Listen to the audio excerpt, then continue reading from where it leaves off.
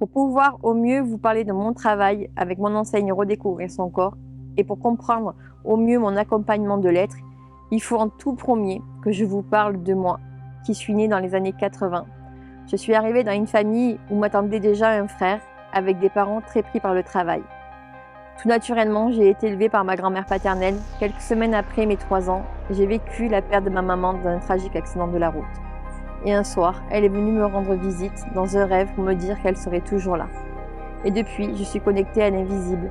Ensuite, à mes 4 ans, j'ai vécu un abus par une personne de mon entourage. L'adulte responsable ce soir-là a minimisé l'acte en me disant que ce n'était pas grave.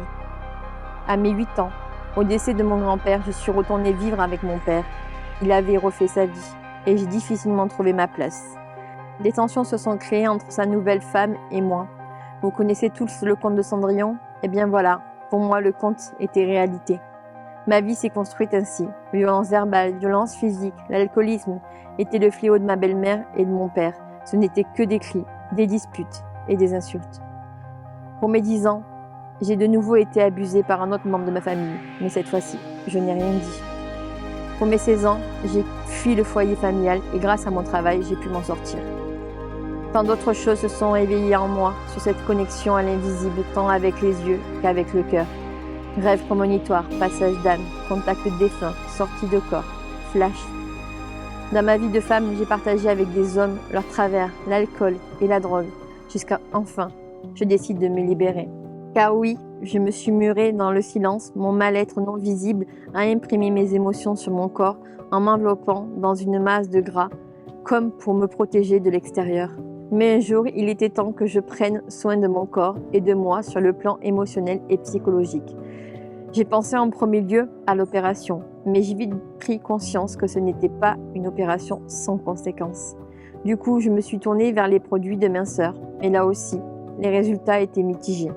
Et surtout, j'ai constaté que lorsque je conseillais sans cette consommation de produits, les personnes retrouvaient un bien-être.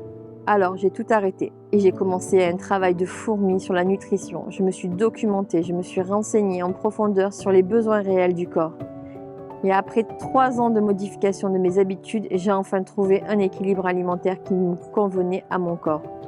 Et j'ai naturellement dégonflé et j'ai éliminé toutes les toxines. Le petit plus qui a été révélateur pour moi, c'est qu'enfin, je ne subissais plus mes migraines névralgiques. Ces migraines m'ont quand même handicapée pendant 20 ans. Aujourd'hui, depuis 3 ans, je suis totalement libérée. Grâce à mon parcours personnel ainsi que de nombreuses prises de conscience de l'interaction émotion-corps, j'ai compris que les bienfaits d'une alimentation variée améliorent le psychique tout comme l'émotionnel. Cet équilibre réduit les crises inflammatoires dues à certaines maladies orphelines et neurologiques. Lors de certains accompagnements, nous travaillons sur la libération des peurs, de l'abandon, du rejet, de l'humiliation, de l'injustice et du sentiment de trahison. Et sur la libération de leur passé qui les ronge de l'intérieur, qui empêche de vivre pleinement leur vie.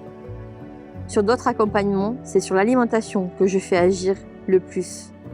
Pour réduire les crises telles que la boulimie vomitive, l'endométriose, la fibromyalgie, le côlon irritable, la maladie d'Ecobome, jambes qui tremblent au repos, en réduisant crise et une meilleure récupération.